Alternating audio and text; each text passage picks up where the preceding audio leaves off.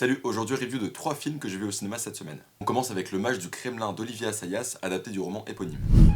What matters in Russia is your proximity to power. Vadim Baranov was a visionary director. On y suit Vladimir Baranov qui, au cours de sa vie tumultueuse, finit par prendre les rênes de l'ascension au pouvoir de Poutine.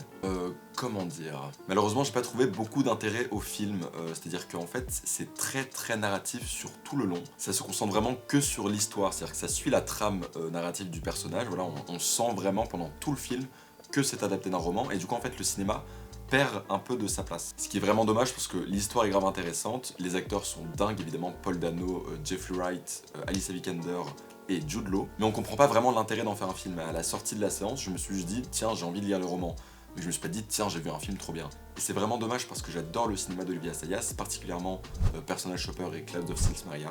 Voilà, je vous conseille pas vraiment d'y aller à part si vous êtes absolument dingue de Paul Dano ou de Jude Law, mais franchement passez votre chemin et lisez le bouquin je pense. Mais heureusement j'ai enchaîné avec Baise en ville de Martin Jova, et alors là c'est vraiment gros coup de cœur de ce début d'année. Quand je suis arrivée sur Paris, j'habitais Mantes-la-Jolie. À chaque fois, je ratais le dernier train. Et un jour, je me suis acheté ce petit Baise en ville, et tous les jeudis, j'allais dans un bar. On va y suivre globalement les petites galères quotidiennes d'un jeune homme de 25 ans qui essaye d'avoir son permis. Et ce film, c'est une petite bouchée d'air frais, c'est-à-dire que c'est une très belle comédie, c'est très drôle, c'est très touchant, c'est authentique. Enfin, on sent que le film a été fait avec plein de passion et ça transpire à l'écran, c'est juste trop bien. Non, puis les acteurs sont super, évidemment Emmanuelle Berco qui joue la meilleure accompagnatrice d'auto-école du monde.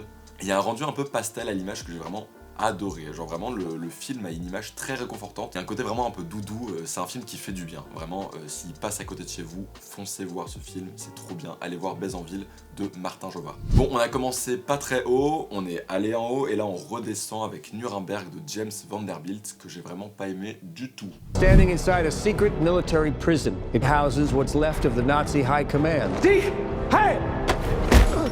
En fait, c'est surtout une grosse déception parce que j'avais beaucoup d'attentes pour le film, j'avais adoré le trailer, je me suis dit waouh, il y a Rami Malek, Russell Crowe, ça va être génial. Mais en fait, ce film a 30 ans de retard. C'est un film sur Nuremberg, donc le procès de Nuremberg, un des trucs les plus importants de l'histoire. Le film, c'est que des archétypes de blockbusters américains qu'on connaît par cœur pendant 2h30 et que du sensationnalisme tout du long, ça a aucune âme, c'est même pas particulièrement bien filmé, non, vraiment, je ne comprends pas ce film. Et on se retrouve avec une bouillie hollywoodienne sans cœur et oubliable à la sortie du ciné. Qu'est-ce qu'il faut retenir de cette vidéo? Allez voir Baise en ville, le reste, oubliez.